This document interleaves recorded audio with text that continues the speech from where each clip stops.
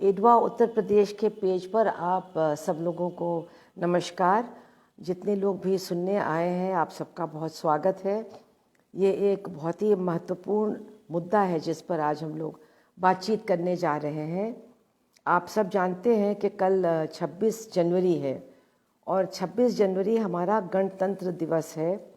उस दिन हमारा जो संविधान है इस देश का, जिसको बनाने में डॉक्टर बाबा साहब अम्बेडकर का इतना बड़ा योगदान था, उस संविधान को पारित होने के बाद मतलब पार्लियामेंट के अंदर रखा गया और ये फैसला लिया गया कि 26 जनवरी को उस संविधान के पारित होने की बात को मनाने के लिए हमारा गणतंत्र दिवस मनाया जाएगा 26 जनवरी को। तो ये एक बहुत ही महत्वपूर्ण दिन है क्योंकि संविधान तो नवंबर में पारित हो गया था 1949 में, लेकिन एक तरह से उसका क्रियान्वयन 26 जनवरी 1950 में ही हुआ और उसके बाद फिर पहला आम चुनाव हुआ वगैरह वगैरह। तो आज हम लोग इस बात पर चर्चा कर रहे हैं कि आखिर हम लोग तो 71 सालों से गणतंत्र दिवस को मना रहे हैं, तो अब कौन सी ऐसी नई बात पैदा हो गई है हमारे समाज में, हमारे देश में, कि हमें एक बहुत बड़ा ख़तरा महसूस हो रहा है और ऐसा लग रहा है कि 26 जनवरी के महत्व को और भी ज़्यादा समझने की ज़रूरत है और सबसे ज़्यादा महिलाओं को ही इसे समझने की ज़रूरत है ताकि वो इस संविधान को सुरक्षित रखने की लड़ाई लड़ने के लिए प्रेरित हों और 26 जनवरी को यानी कल के दिन इसका एक तरह से अहद करें, वचन लें कि इस संविधान को हम नहीं खोएंगे। बहुत संघर्षों के बाद, बहुत कुर्बानियों के बाद ये संविधान हमको मिला, इसको हम छीनने नहीं देंगे, किसी को भी अनुमति नहीं देंगे कि हमारे संवैधानिक अधिकारों का वो हनन करे और हमसे ये संविधान छीन ले। अब सबसे पहले तो मैं ये कहना चाहूँगी कि आखिर इस संविधान में कौन सी ऐसी बात थी जो इतनी विशेष थी। तो हमारे समाज में आप जानते हैं असमानता का बोलबाला था और बहुत हद तक आज भी है, लेकिन संविधान के आने से पहले हर क्षेत्र में ये जो असमानता व्याप्त थी उसकी मान्यता थी, मतलब उसको सही समझा जाता था, उसको सही ठहराया जाता था। क्योंकि ऐसा नहीं है कि दूसरे देशों में असमानता नहीं है, महिलाओं और पुरुषों के बीच में है, अमीर और गरीब के बीच में है, ये बात सही है, लेकिन हमारे देश में एक विशेष तरीके की असमानता थी, यानी जन्म आधारित असमानता, जिसको हम वर्ण व्यवस्था कहते हैं, जाति व्यवस्था कहते हैं, कि जन्म से ही महिला पुरुष से असमान थी और महिलाओं और पुरुषों के बीच में भी अलग अलग स्तर की असमानताएं थीं, क्योंकि पूरे के पूरे समाज का बंटवारा जातियों में कर दिया गया था। इस प्रथा को मान्यता थी, एक तरह से ये हमारे देश का कानून या नियम माना जाता था। धीरे धीरे उसमें कुछ तब्दीलियां आईं, कुछ परिवर्तन आए, लेकिन पूरी तरह से वो जो प्रणाली थी और या उस प्रणाली की जो मान्यता थी, जिसको हम एक मनुवादी प्रणाली कहते हैं, और उसको मान्यता देने वाली जो हमारे शास्त्रों में बहुत महत्वपूर्ण मानी गई है, यानी मनुस्मृति, वो एक तरह से हमारे देश के न्याय शास्त्र के रूप में भी मान्यता प्राप्त थी। इन दोनों चीज़ों को, यानी छुआछूत और जाति प्रथा की मान्यता और मनुस्मृति की मान्यता, दोनों को ही संविधान द्वारा खारिज कर दिया गया था, क्योंकि संविधान ने एक बिल्कुल अलग तरीके की प्रणाली को स्थापित किया हमारे देश में, या उसको स्थापित करने की शुरुआत की, और वो प्रणाली थी जो समानता पर आधारित थी। आप जानते हैं कि हमारा संविधान, उसकी जो प्रस्तावना है उसी में है कि हम भारत के लोग प्रस्तावना में ही है कि हम भारत के लोग अपने आप को ये अधिकार देते हैं। मतलब ये पहली बार हमारे देश में इस तरह की एक कल्पना की गई या इस तरह की एक बात की गई कि जनता ही इतनी शक्तिशाली है कि वो अपने आप को अधिकार देती है, दे सकती है। कोई राजा नहीं दे रहा है, कोई देवता या देवी नहीं दे रहे हैं, ये लोग खुद, जनता की ताकत स्वयं अपने आप को अधिकारों से लैस कर रही है। तो ये एक उस प्रस्तावना से ही ये शुरुआत हो जाती है इस बात की कि ये जो संविधान है ये आज तक जो भी न्याय की प्रक्रियाएं प्रचलित थी हमारे देश में उनसे बिल्कुल अलग थी। और उसके बाद आप जानते हैं कि उस संविधान में हमारे जो बुनियादी अधिकार हैं उनकी तालिका उसमें दर्ज की गई और उसमें पहली बार ये लिखा गया हमारे देश के इतिहास में कि तमाम भारत के नागरिक बराबर हैं। वो किसी भी धर्म में पैदा हुए हों या किसी भी जाति में पैदा हुए हों या किसी भी लिंग के सदस्य पैदा हुए हों, लेकिन वो सब बराबर हैं। सबको बराबर का अधिकार मिलेगा और कानून की नज़रों में सब बराबर देखे जाएंगे, एक तरीके से देखे जाएंगे। ये दर्ज किया गया हमारे संविधान में और निश्चित रूप से इससे हम लोगों को बहुत बड़ी ताकत मिली। हम ये नहीं कहेंगे कि हम लोगों को, महिलाओं को सारे अधिकार संविधान के पारित होने से ही प्राप्त हो गए, लेकिन उन अधिकारों को एक मान्यता मिली, उन पर एक मोहर लगी कि जो सबसे बड़ी कानून की किताब है हमारे देश की, जिसको हम संविधान कहते हैं, उसमें ये बराबरी के अधिकार दर्ज हैं। और आप सब जानते हैं कि वो लड़ाई जो संविधान की मतलब स्थापना के बाद उस समय शुरू हुई थी, महिलाओं के अधिकारों की लड़ाई, वो अभी तक चल रही है। उस संविधान में भी पूरी तरीके से हमें सारे अधिकार प्राप्त नहीं हुए हैं, लेकिन उनको प्राप्त करने का एक रास्ता खुला, एक मार्ग हमको मिला और उस रास्ते पर चलने की ताकत भी हमको संविधान से मिली और हम उस रास्ते पर निकल पड़े और काफ़ी दूर तक जाने में हम सफल रहे हैं। कम से कम अधिकारों की प्राप्ति में, कानूनी शक्ल उनको देने में। जहाँ तक क्रियान्वयन की बात है, आप सब जानते हैं क्रियान्वयन की बात तो बिल्कुल अलग है। और यहाँ पर मैं थोड़ा सा आपको बताना चाहूँगी कि इस संविधान को किसने बनाया। ऐसा नहीं है कि डॉक्टर अंबेडकर ने अकेले ही संविधान को बना दिया, नहीं। वो हमारे देश के न्याय मंत्री थे, निश्चित रूप से उनका बहुत बड़ा हाथ था। उन्होंने बहुत अध्ययन किया, बहुत परिश्रम किया, पूरी दुनिया के कायदे, कानून और संविधानों का अध्ययन करने के बाद उन्होंने ये जो मसौदा था, ड्राफ्ट था संविधान का, उसको पेश किया। लेकिन जो संविधान सभा थी उसमें भारत के तमाम नेता थे। और आप ये देखिए कि जब हम महिलाओं के अधिकारों की बात करते हैं कि जहाँ कुल मिलाकर के संविधान सभा के करीब 200 सदस्य थे, उनमें केवल 15 महिलाएं थीं, केवल 15 महिलाएं। और ये भी आपको याद रखना चाहिए कि उस समय जब संविधान सभा के सदस्यों का चुनाव हुआ तो सारे भारतीयों को वोट देने का अधिकार प्राप्त नहीं था। वो वोट का अधिकार भी संपत्ति के ऊपर आधारित थी कि मतलब आपके पास कितनी संपत्ति है, आपके पास कितनी ज़मीन है, आपकी आय क्या एक स्तर की है, उस पर तय होता था कि आप वोट देने के अधिकारी हैं कि नहीं। तो इस सब के बाद ये संविधान सभा चुनी गई। निश्चित रूप से इसमें जो पूंजीपति थे, जो पैसे वाले लोग थे, जो ज़मींदार थे, जो संपत्ति के मालिक थे, उनके ही प्रतिनिधि इस संविधान सभा में मौजूद थे।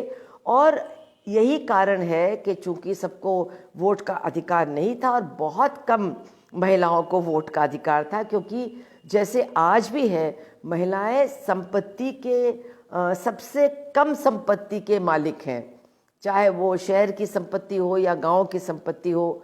और बहुत कम महिलाएं तब अच्छी जगह नौकरी करती थी, तो उनके पास तो बहुत ही कम संपत्ति थी।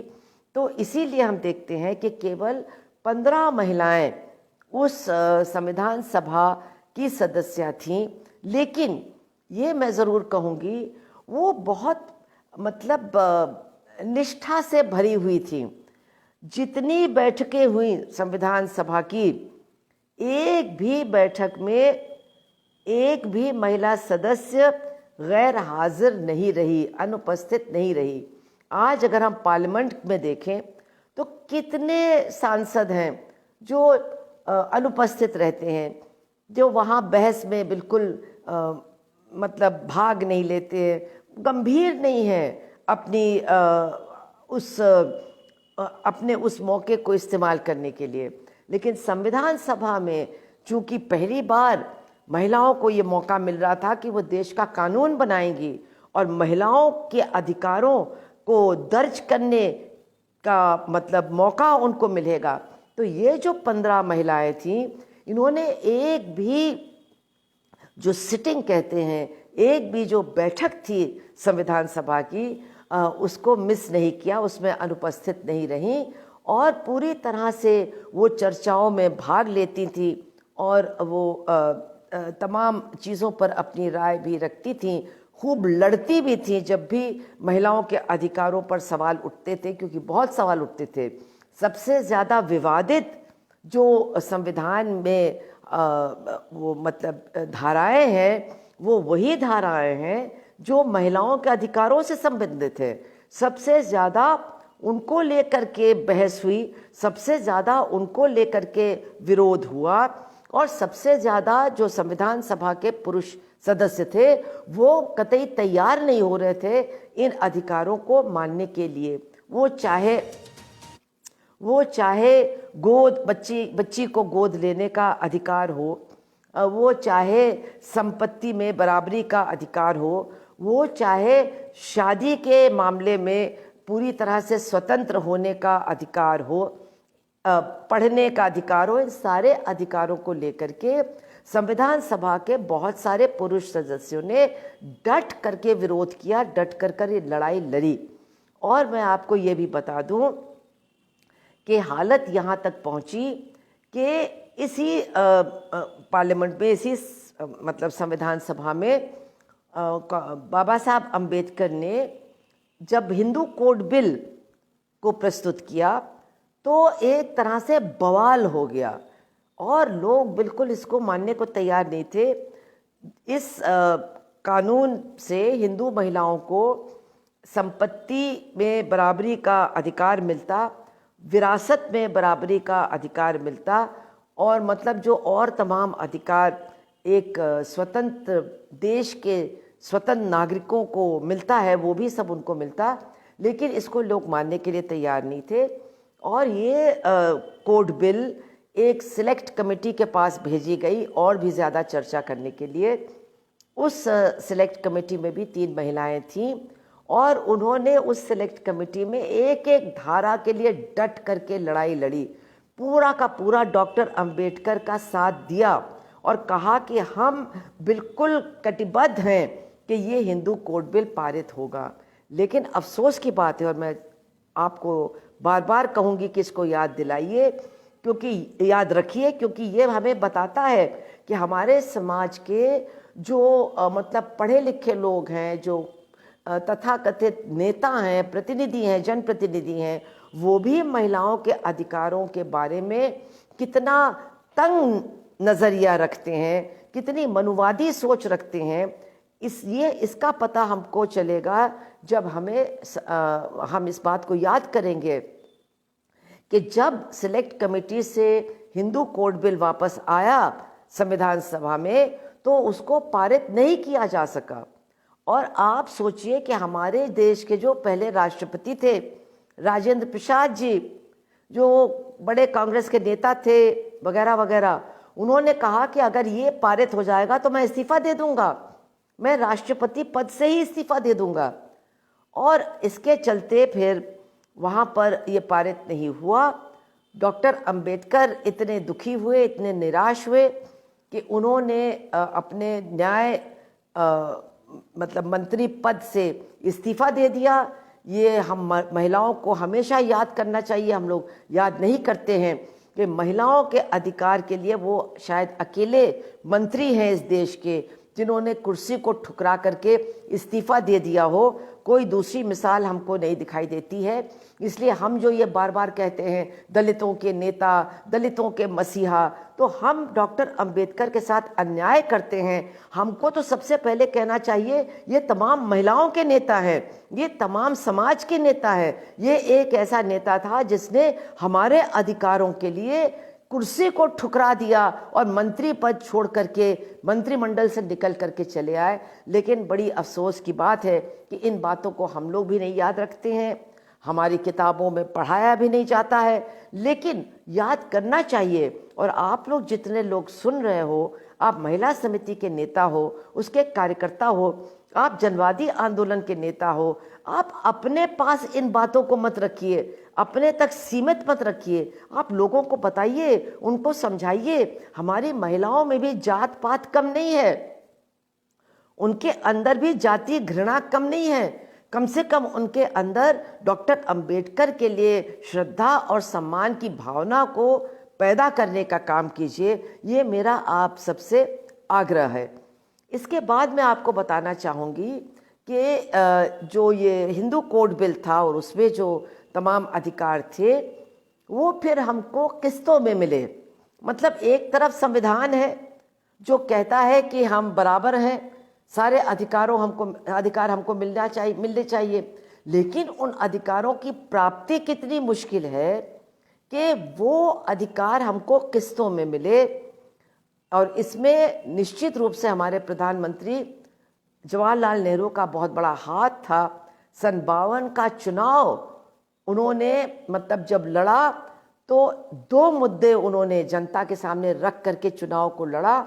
एक था कि भारत हिंदू राष्ट्र नहीं बनेगा, एक सेक्युलर देश बनेगा, और दूसरा मुद्दा था कि भारतीय महिलाओं को बराबर के अधिकार मिलेंगे। ये दोनों ऐसी बातें थीं जो ज़्यादा लोकप्रिय नहीं थीं, जिनको लोग मानने को तैयार नहीं थे, लेकिन जवाहरलाल नेहरू का ऐसा व्यक्तित्व था, उनका एक ऐसा प्रभाव था जनता के ऊपर कि इन मुद्दों के जनप्रिय न होने के बावजूद वो चुनाव जीते, कांग्रेस पार्टी चुनाव जीती।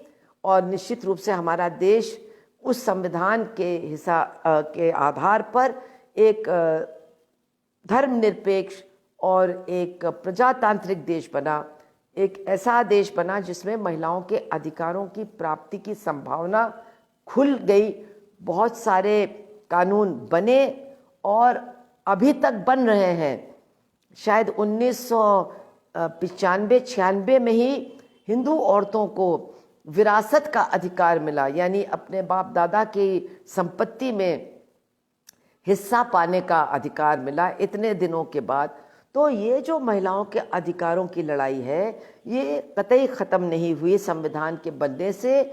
उन अधिकारों की प्राप्ति की लड़ाई जो संविधान कहता कि हमको मिलेंगे वो आज तक जारी हैं। और अब आज की तारीख में जब भारतीय जनता पार्टी की सरकार केंद्र में और बहुत सारे राज्यों में है तो आप लोगों को इस बात से बिल्कुल सावधान हो जाना चाहिए कि हमारे अधिकारों पर और संविधान के ऊपर जितना आज हमला हो रहा है वो इसके पहले कभी भी मनुवादी ताकत ने हमला करने की हिम्मत नहीं जुटा सकती थी।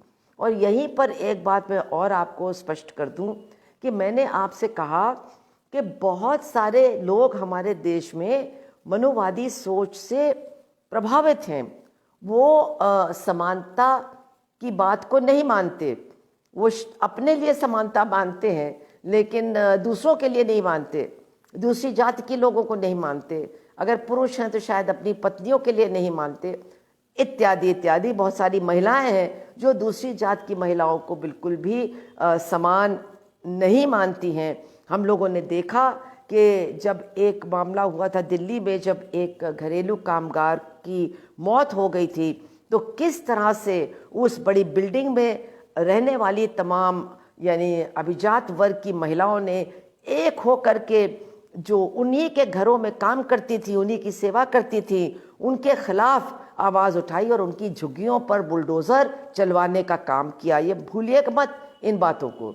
तो ये बात बिल्कुल सही है कि हमारे समाज में मनोवादी सोच व्याप्त है, तमाम लोगों को प्रभावित करता है, लेकिन हमारे देश की राजनीति में कोई एक ऐसा दल नहीं है जो ये नहीं कहता कि हम संविधान को नहीं मानते। हर दल संविधान को स्वीकार करता है, दिल से करते हैं या मन से करते हैं या आधे मन से करते हैं या कहने के लिए करते हैं, लेकिन करते हैं। केवल एक दल है या एक राजनीतिक सोच के साथ जुड़े हुए लोग हैं, और वो है संघ परिवार के लोग, जिन्होंने 1949 से ही कहना शुरू कर दिया कि हम ये संविधान बिल्कुल नहीं मानते हैं, हम तो मनुस्मृति को ही मानते हैं और हम मनुस्मृति को लागू करेंगे। तो अब हमको और आपको सोचना है कि ऐसी सोच हम महिलाओं के लिए कितनी घातक है। तो पहले तो हम ये समझें कि ये जो संविधान है, और ये मैं बता दूं कि महिलाओं के ही अधिकार खतरे में नहीं है, पुरुषों के भी अधिकार खतरे में है, लेकिन सबसे ज़्यादा महिलाओं में दलित और आदिवासी और अल्पसंख्यक महिलाओं के अधिकार सबसे ज़्यादा आज खतरे में हैं। तो पहली बात तो ये है कि ये संविधान हमको कौन से अधिकार देता है। ये हमको बराबरी का अधिकार देता है, ये हमको शिक्षा का अधिकार देता है, ये हमको नौकरी करने का अधिकार देता है, ये हमको कहीं भी अपनी स्वेच्छा से घूमने फिरने के लिए अधिकार देता है, ये हमको जिंदा रहने का अधिकार देता है, ये हमको सुरक्षित रहने का अधिकार देता है, और ये हमको अपनी पसंद से अगर हम बालिग हैं तो अपना जीवन साथी भी चुनने का अधिकार देता है। ये बहुत प्रमुख अधिकार हैं जो हमें संविधान सीधे सीधे देता है, और इसके साथ साथ महिलाओं को और तमाम भारतीय नागरिकों को वो सोचने की आज़ादी का अधिकार भी संविधान देता है। इसका मतलब ये है कि हम किसी भी विचारधारा को अपना सकते हैं, किसी भी धर्म को अपना सकते हैं, और अगर हम किसी भी धर्म को ना अपनाना चाहें तो हम नास्तिक बनने के भी अधिकार से लैस हैं, वो भी अधिकार हमारे पास है। तो आज हमको देखना है कि ये जो हमारे अधिकार हैं, क्या इनके ऊपर मौजूदा सरकारें हमला कर रही हैं, और अगर हमला कर रही हैं तो क्या हमें अपने अधिकारों को बचाए रखने के लिए संघर्ष के बारे में नहीं सोचना चाहिए, चिंतित नहीं होना चाहिए, एकजुट नहीं होना चाहिए? बिल्कुल होना चाहिए। तो आप देखिए कि ये जो तमाम अधिकार हैं, आज इन पर किस किस तरह से हमला हो रहा है। आप एक ले लीजिए समानता का अधिकार, तो जैसा कि मैंने बताया अभी भी पूरी तरह से हमको समानता का अधिकार नहीं मिला है। अभी भी हम संपत्ति को प्राप्त करने में बराबर नहीं हैं। वो अधिकार हमको मिलने लगे थे, लेकिन अभी भी हमको पूरी तरह से नहीं मिले हैं। और अगर कानून बन गए हैं जो ये अधिकार हमको देते हैं, तो वो कानून आज भी हमारे पहुंच के बाहर हैं। बहुत सारे रोड़े हैं, हमको अपने परिवार से लड़ना पड़ता है, अपने भाइयों से, अपने पतियों से, अपने और तमाम मतलब रिश्तेदारों से लड़ना पड़ता है इन अधिकारों को प्राप्त करने के लिए। और ये लड़ाइयाँ बहुत कठिन और बहुत ही कड़वी लड़ाइयाँ होती हैं। हम लोग सब उन लड़ाइयों को लड़ने के लिए ना तो सक्षम हैं और कभी कभी चाहते भी नहीं हैं। इसलिए वो अधिकार तो पूरी तरह से हमको प्राप्त नहीं हुआ है। लेकिन अगर हम ये देखें कि बाकी जो अधिकार हैं वो प्राप्त तो पूरी तरह से नहीं हुए हैं, लेकिन उनके ऊपर एक ज़बरदस्त हमला भी हो रहा है। जैसे कि अगर हम देखें, एक बहुत बड़ा अधिकार है जिंदा रहने का अधिकार, और इस अधिकार में दो तीन चीज़ें आती हैं। एक तो हमको हिंसा से सुरक्षा मिलनी चाहिए, दूसरा हमको खाने, अपना पेट भर भोजन मिलना चाहिए, पौष्टिक आहार मिलना चाहिए। तो क्या ये जो हमारा एक बुनियादी अधिकार है, आज इस पर हमला नहीं हो रहा है? जिंदा रहने के अधिकार के साथ साथ स्वास्थ्य का अधिकार भी जुड़ा हुआ है। अगर हमको जिंदा रहने का अधिकार प्राप्त है तो फिर हमें स्वास्थ्य सेवाओं को प्राप्त करने का भी अधिकार प्राप्त होना चाहिए। लेकिन क्या ये अधिकार हमको प्राप्त हैं? पहली बात तो मैं कहूँगी कि ये तीनों अधिकार हमको प्राप्त नहीं हैं, और आज इन तीनों अधिकारों पर एक ज़बरदस्त हमला भी हो रहा है। आप जानते हैं कि नव उदारवादी नीतियों के चलते जो राशनिंग की प्रणाली है उसको सार्वभौमिक जो पहले थी उसके चरित्र को, सार्वभौमिक चरित्र को ख़त्म कर दिया गया नव उदारवादी नीतियों के चलते। इसका मतलब क्या है कि पहले सबके पास एक जैसा राशन कार्ड था और सबको एक तरह से समान राशन मिलता था। अब बहुत से लोग कहते हैं पैसे वालों को क्यों मिलना चाहिए।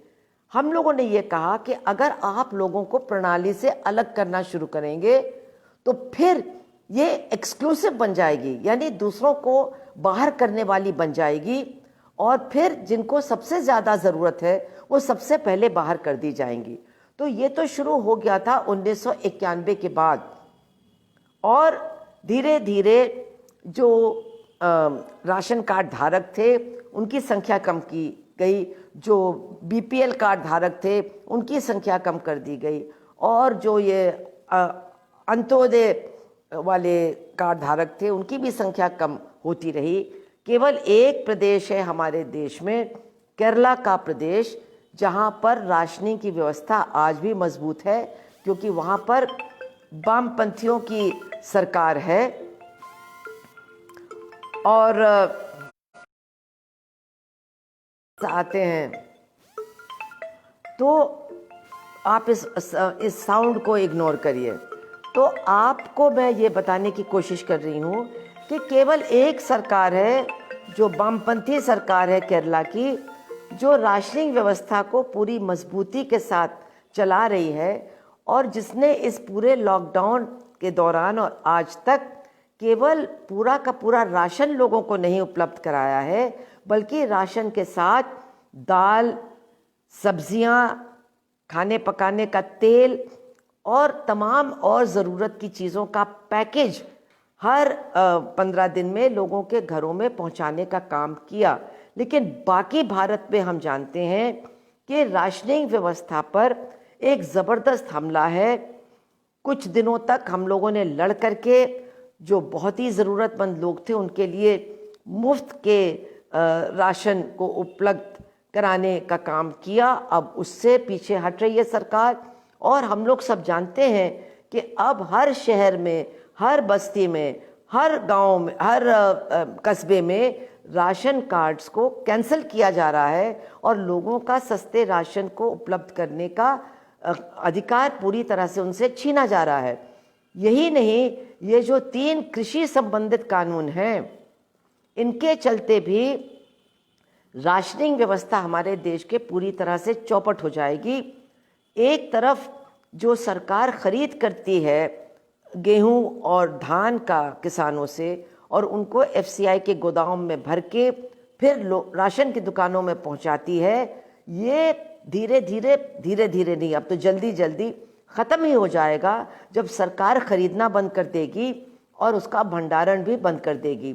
यही नहीं, ये जो आवश्यक वस्तु कानून में संशोधन किया गया है, और लोगों को जमाखोरी करने की पूरी छूट दी गई है, इसका भी असर हमारी पौष्टिक स्थिति पर पड़ेगा और निश्चित रूप से उसमें और भी ज़्यादा गिरावट आएगी, क्योंकि जब हर खाने पीने का सामान बाज़ार के अंदर महंगा हो जाएगा तो वो हमारे हाथ से बाहर हो जाएगा, हमारे परिवार के हाथ से बाहर हो जाएगा।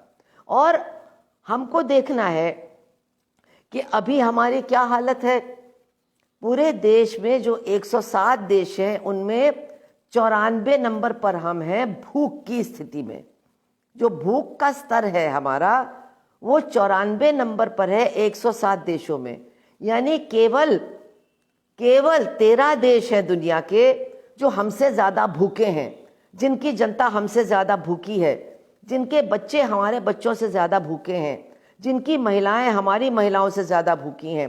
तो आज जब ये कानून को इन्होंने बनाना शुरू किया है, लागू करना शुरू किया है, तब तो हमारे भूख की ये हालत है। अगर ये कानून लागू हो जाएंगे तो फिर हमारे भूख की क्या हालत होगी, हमारे खून की कमी की क्या हालत होगी, हमारे कुपोषण का क्या हाल होगा और हमारा जो जीने का अधिकार है वो कब तक बचा रहेगा। ये हमारे लिए बहुत बड़ा सोचने का सवाल है। इस जीने के सवाल के साथ हिंसा का सवाल भी जुड़ा हुआ है। हमारे ऊपर जो हिंसा होती है और वो हमारे पैदा होने से पहले ही शुरू हो जाती है। आज हमारी सरकार और उसके आंकड़े हमको बता रहे हैं कि अगर यही हालत रही तो 70 साल और लग जाएंगे हमारे देश में लिंग अनुपात को ठीक होने में। यानी महिला भ्रूण की हत्या होती रहेगी और महिलाओं को पैदा होने के अधिकार से ही बहुत बड़े पैमाने पर वंचित रखा जाएगा। ये कम होने वाला नहीं है। बीच में जब काफ़ी सख्ती हुई, जो PNDT एक्ट था उसको लागू करने की बहुत हम लोगों ने लड़ाइयाँ लड़ी, तो थोड़ा सा इसमें सुधार हुआ था। लेकिन आज की जो सरकार है उसको PNDT एक्ट से कोई मतलब नहीं है।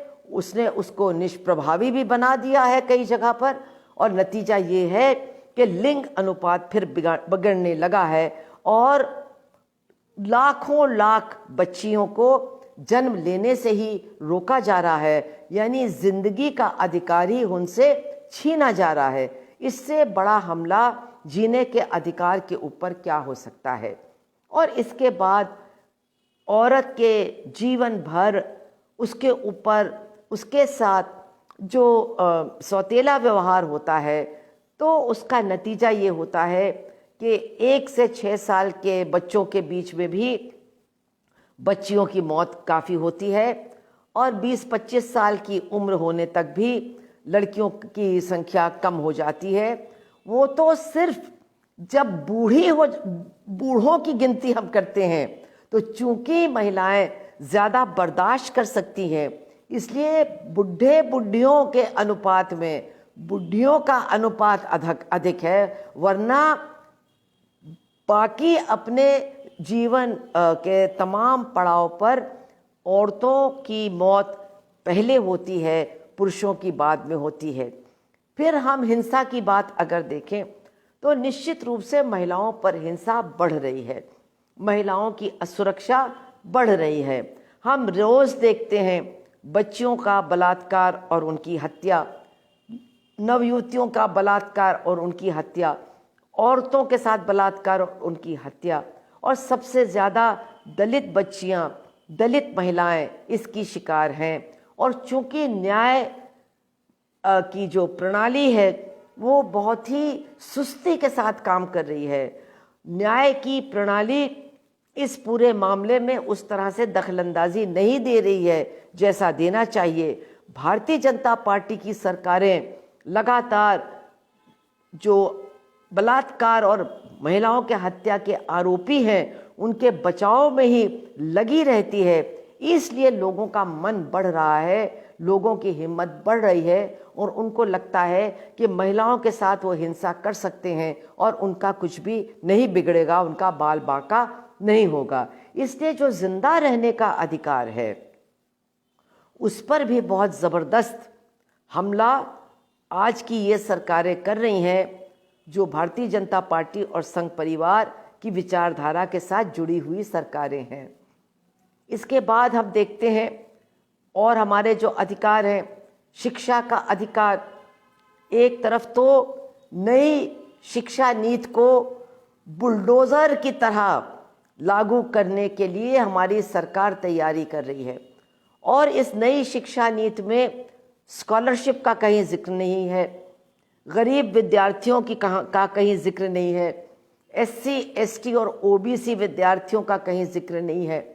अगर तमाम गरीब, दलित और पिछड़े विद्यार्थियों को स्कॉलरशिप नहीं मिलेगी तो निश्चित रूप से इन समुदायों की जो लड़कियां हैं उनके ऊपर सबसे ज़्यादा दुष्परिणाम पड़ेगा और उनकी पढ़ाई बिल्कुल बंद कर दी जाएगी।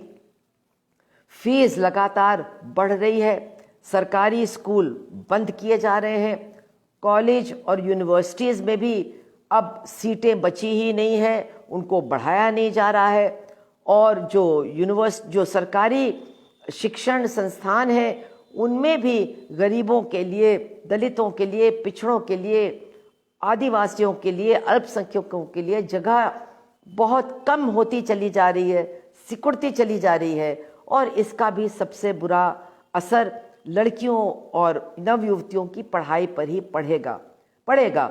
आज भी हम देख लें, ये जो ऑनलाइन पढ़ाई चल रही है, इसमें क्या हमको दिखाई नहीं देता है कि जो लड़कियां पढ़ने की कोशिश कर रही हैं उनके सामने कितनी मुसीबतें हैं। अगर घर में एक स्मार्टफोन है तो पहले तो जो पिता है उसका अधिकार होगा उस पर, उसके बाद लड़के का अधिकार होगा, और फिर कहीं जा कर के लड़की का नंबर आएगा। किस तरह से लड़कियां आज पढ़ने की कोशिश कर रही हैं, किस तरह से उनका दिल तोड़ करके उनको पढ़ाई से दूर किया जा रहा है। ये एक घर घर की कहानी हो गई है। बस्तियों में हम जा कर के देखें, एक एक इलाके में हम जा कर के देखें कि लड़कियों को किस तरह से शिक्षा प्राप्त करने के अधिकार से वंचित किया जा रहा है, और हमारी सरकारें इतनी संवेदनहीन हैं, ये भाजपा की सरकारें खास तौर से, कि उनको बिल्कुल परवाह ही नहीं है कि लड़कियों को पढ़ने के मौके से दूर किया जा रहा है। फिर हम केरला का उदाहरण देंगे कि केरला में ये पूरी कोशिश की गई है कि एक भी कोई छात्र या छात्रा ऑनलाइन पढ़ाई से वंचित न रखा जाए। हर तरह की कोशिश की जा रही है, इंतज़ाम किया जा रहा है कि हर छात्र छात्रा को ऑनलाइन पढ़ाई तक पहुंचाने में मदद की जाए, और वो पढ़ रहे हैं। लेकिन बाकी भारतवर्ष में हम ये दृश्य नहीं देखते हैं, इसका बिल्कुल उल्टा देखते हैं। तो अब अगर हम दूसरे अधिकारों की तरफ देखें तो जैसा कि मैंने कहा कि और भी अधिकार हैं जो संविधान हमें देता है, और उनमें एक बहुत महत्वपूर्ण अधिकार है अपने जीवन साथी को चुनने का अधिकार। और ये अधिकार आप समझ लीजिए हमको आसानी से नहीं मिला था, बड़ी मुश्किलों से मिला था। आपको मालूम होना चाहिए कि हमारे देश के अंदर जो ये वर्ण व्यवस्था प्रचलित है उसने इस अधिकार से भी लगातार और आज तक महिलाओं को वंचित रखने का काम किया है। पूरी दुनिया में जब निजी संपत्ति का दौर शुरू हुआ तो औरतों ने अपने जीवन साथी या अपने प्रेम संबंधों के बारे में अपने तमाम अधिकारों को खो दिया, क्योंकि जो भी संपत्ति का मालिक होता है उसका ये उसका ये एक बिल्कुल जिसको कहना चाहिए उसकी ये बहुत ज़बरदस्त चाहत होती है कि उसकी संपत्ति उसके वैध उत्तराधिकारी को ही मिले, यानी उसकी संतान की वैधता उसके लिए बहुत ज़रूरी हो जाती है। और संतान की वैधता के लिए महिलाओं को नियंत्रित रखना, उन पर हर तरह के बंधन डालना, ये बहुत ज़रूरी हो जाता है। उनकी शादी का फैसला दूसरों के हाथ में जाना, ये भी ज़रूरी हो जाता है। तो पूरी दुनिया में हमने देखा कि निजी संपत्ति के दौर के आने के बाद महिलाओं ने अपने इस जीवन साथी या अपने प्रेम संबंधों के बारे में चुनाव करने का अधिकार बहुत हद तक खो दिया। हमारे देश में भी ऐसा हुआ, बाकी दुनिया में बहुत ये कुछ अरब देशों को और कुछ अफ्रीका के देशों को छोड़ करके ये समाज में बदलाव आया और आज बहुत सारे विकसित देशों में महिलाओं के पास ये अपना जीवन साथी या मतलब जिसको पार्टनर कहते हैं या जिसके साथ उनके प्रेम संबंध हैं, उनको चुनने का काफ़ी हद तक आज़ादी उनको मिल गई है। लेकिन हमारे देश में कानून बनने के बाद आज भी इस अधिकार से हम लोग वंचित हैं और हमको वंचित केवल भारतीय जनता पार्टी, योगी आदित्यनाथ और मध्य प्रदेश की सरकार ने नहीं किया है। आपको समझना होगा कि हमारे देश में ये जो वर्ण व्यवस्था की प्रणाली है, ये किस बात पर टिकी हुई है? ये इस बात पर टिकी हुई है कि महिलाएं अपने जात के अंतर्गत ही विवाह करें, अपने जात के अंतर्गत ही विवाह करें और बच्चे पैदा करें।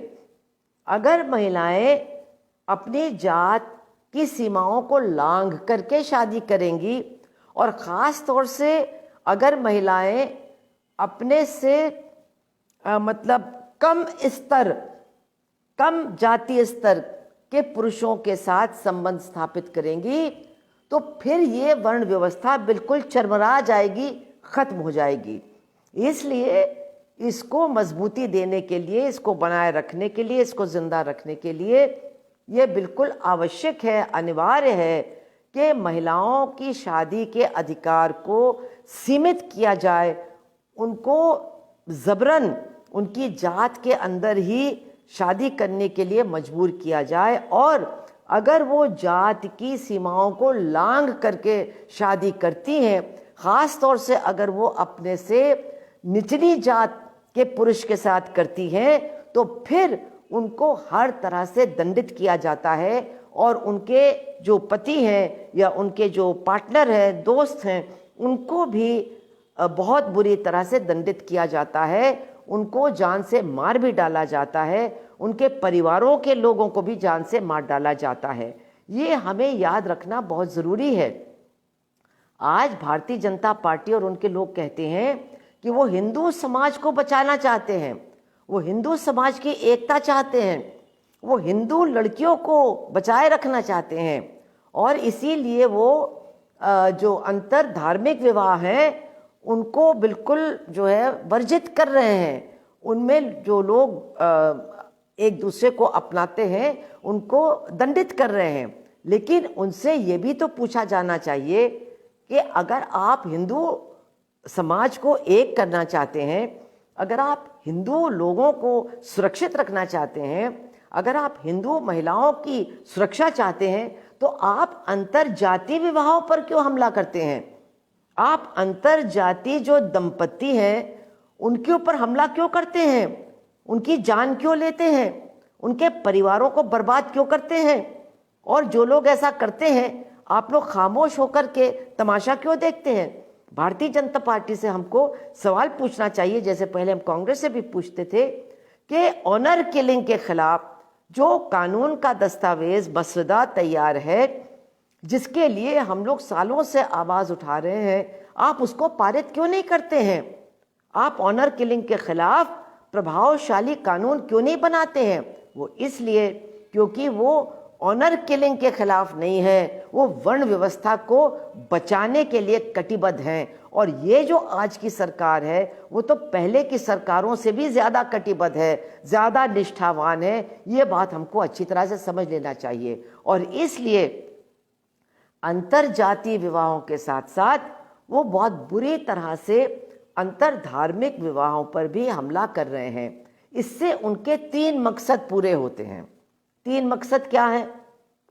एक तो जो अल्पसंख्यक समुदाय है उसके खिलाफ जनता को गोलबंद करना, उसके खिलाफ घृणा और भी ज्यादा पैदा करना, उनके ऊपर लोगों को हमला करने के लिए प्रेरित करना और अल्पसंख्यक समुदाय के लड़कों और उनके परिवारों को मतलब यंत्रणा देना, उनको जेलों में बंद करना और उनको पूरी तरह से भयभीत करना। इसको करके बहुसंख्यक समाज को अपने पीछे गोलबंद करना, ये भारतीय जनता पार्टी का एक बहुत बड़ा मकसद है इस कानून को लाने के पीछे। लेकिन दूसरा और तीसरा मकसद क्या है?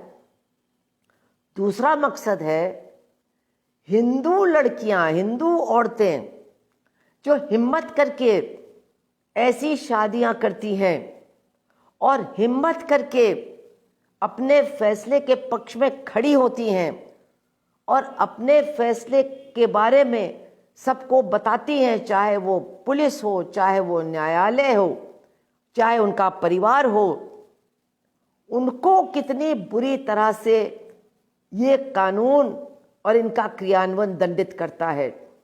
कितनी हिंदू महिलाओं को जबरदस्ती शेल्टर होम, जो जेल से भी बदतर है, वहां भेज दिया गया है।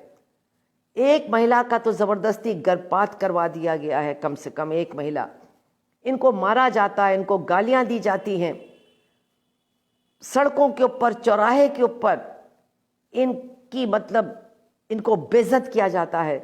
इनको जबरदस्ती इनके माँ बाप के पास भेज करके माँ बाप को पूरी छूट दे दी जाती है कि वो उनको मारे, पीटे, यंत्रणाएं दें और जबरदस्ती इनकी शादी भी कर दें। तो दूसरा मकसद है इस तरह की शादी करने वाली महिलाओं को बुरी तरह से दंडित करना। और तीसरा मकसद क्या है?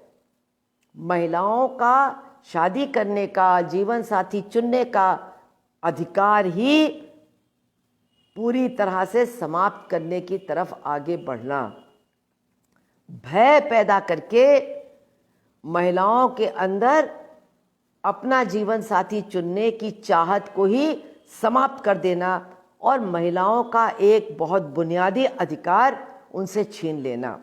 ये 3 मकसद हैं संघ परिवार के, जिनकी वजह से वो इस तरह के मतलब कठोर कानून, पहले उत्तर प्रदेश में अध्यादेश है, अध्यादेश मध्य प्रदेश में, अब वो कर्नाटक में, और इसके पहले वो इस तरह के कानून जब उनकी सरकारें थीं तो हिमाचल प्रदेश और उत्तराखंड में भी ला चुके हैं। और हमें बहुत दुख के साथ कहना पड़ता है कि उनकी सरकारें जब हटी और कांग्रेस की सरकारें आईं तो कांग्रेस की सरकारों ने भी इन कानूनों को बदलने की कोई कोशिश नहीं की।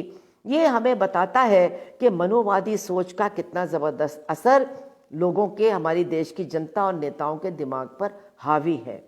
तो इस तरह से मैं ये बताने की कोशिश कर रही हूँ कि जो हमारे बुनियादी कानून हैं, जो हमारा संविधान हमें देता है, मतलब बराबरी का अधिकार, शिक्षा का अधिकार, जिंदा रहने का अधिकार, नौकरी करने का अधिकार।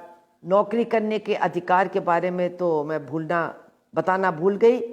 ये अधिकार तो किस हद तक हमसे छीना जा रहा है, इसको तो देख के मतलब जितना कष्ट होता है वो उसका बयान करना मुश्किल है। इस लॉकडाउन के दौरान ये कहा जा रहा है कि काम करने वाली 10 महिलाओं में से 4 महिलाओं का काम छूट गया। ये ऐसी परिस्थिति में जब पहले ही मतलब काम, जिसको हम काम कहते हैं, नौकरी कहती हैं, वो बहुत कम महिलाओं को मिली थी। महिलाओं को तो वो काम मिलता है जिसमें कब सबसे कम वेतन मिलता है, जो सबसे असुरक्षित होते हैं, सबसे ज़्यादा अस्थायी होते हैं। लेकिन अब ये काम भी उससे छीने जा रहे हैं। जो महिलाएं बड़ी संख्या में दूसरे के घरों में काम करती थीं, बहुत सारी बेरोजगार हो गई हैं। अब मनरेगा में बीच में काफ़ी महिलाओं को काम मिला, लेकिन अब वो भी बंद हो गया है और उनका कमाया हुआ वेतन भी अब उनको नहीं मिल रहा है। आशा, आंगनवाड़ी, यहाँ भी अब भर्ती बिल्कुल बंद हो रही है, लोगों को काम से हटाया जा रहा है। यहाँ तक कि जो कॉल सेंटर था उत्तर प्रदेश में, शायद 181 उसका नंबर था, जो महिला की मदद के लिए कॉल सेंटर था, उसको भी योगी सरकार ने बंद कर दिया है और उसमें भी जो महिलाएं काम करती थी उनको काम से हटा दिया है। तो महिलाओं के काम करने के अधिकार पर तो बहुत चोट हुई है, बहुत बड़ा हमला हुआ है और चारों तरफ हम देख रहे हैं कि चाहे अच्छी नौकरी हो, चाहे सरकारी नौकरी हो, चाहे पब्लिक सेक्टर की नौकरी हो, चाहे अस्थायी नौकरी हो, चाहे असंगठित क्षेत्र हो, चाहे मनरेगा हो, चाहे खेती का काम हो, चारों तरफ महिलाओं का काम उनसे छीना गया है और वो बहुत बुरी तरह से बेरोजगारी और बेकारी का सामना कर रही हैं। तो ये भी हमारा एक अधिकार है जो संविधान हमको देखता है, जिस पर आज ज़बरदस्त हमला है और इसको भी बचाने की बात हम लोगों को करनी होगी। इसके साथ साथ मैंने बताया किस तरह से शिक्षा का अधिकार हमसे छीना जा रहा है, जिंदा रहने का अधिकार हमसे छीना जा रहा है और अपने जीवन के बारे में फैसला करने का काम हमसे छीना जा रहा है।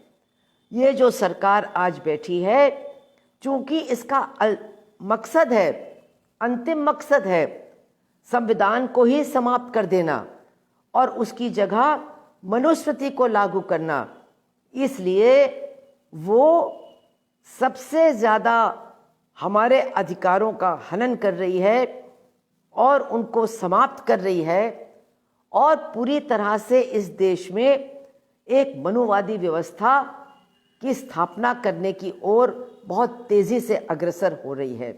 आज मैं कहना चाहूँगी कि हमारी लड़ाई कौन लड़ रहा है बहनों। आज हम लोग अपनी लड़ाई के बारे में सोच रहे हैं, लेकिन अभी तक हम लोग पूरी ताकत के साथ इस लड़ाई को नहीं लड़ रहे हैं।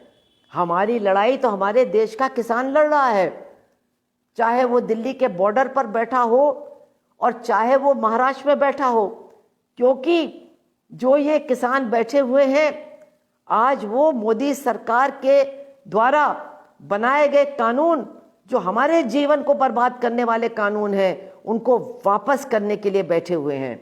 और जो बहुत महत्वपूर्ण बात है, उन किसानों के बीच कितनी बड़ी संख्या में हमारी महिला किसान भी बैठी हुई हैं, चाहे वो 80 साल की हों, चाहे वो 5 साल की हों।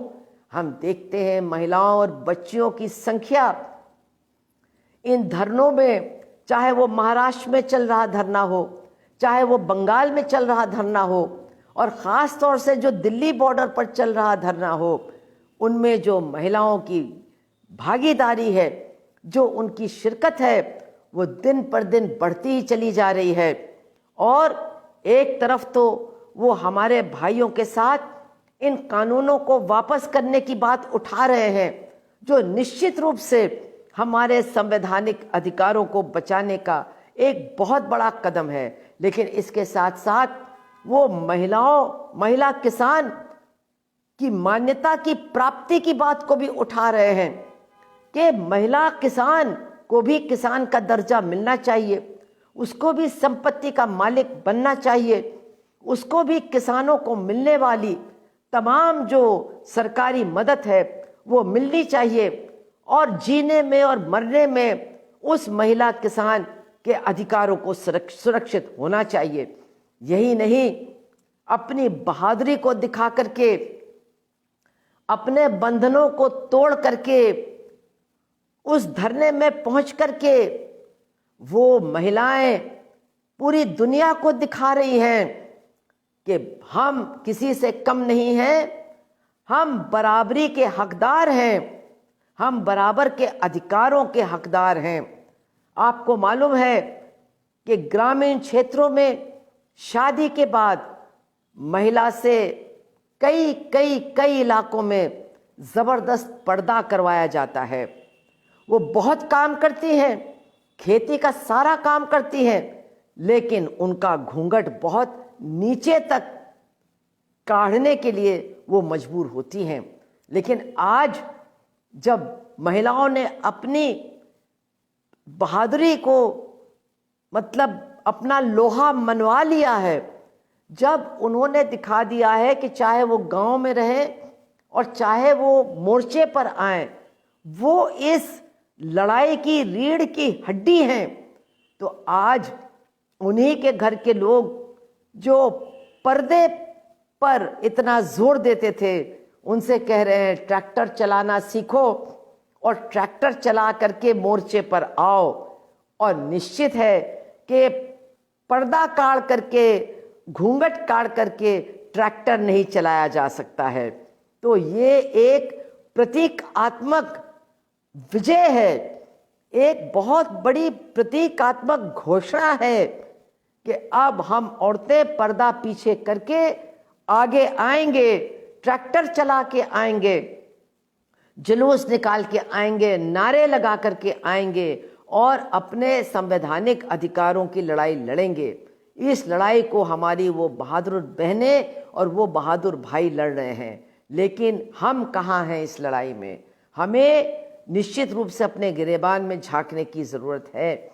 हम लोगों को शिक्षा की सुविधा मिली है, हम लोगों को बहुत सारी सुविधाएं मिली जो हमारी नानी दादियों को नहीं मिली थी, लेकिन आज हम इन अधिकारों को बचाने की लड़ाई में उस तरह से आगे नहीं आ रहे हैं जिस तरह से ज़रूरी है।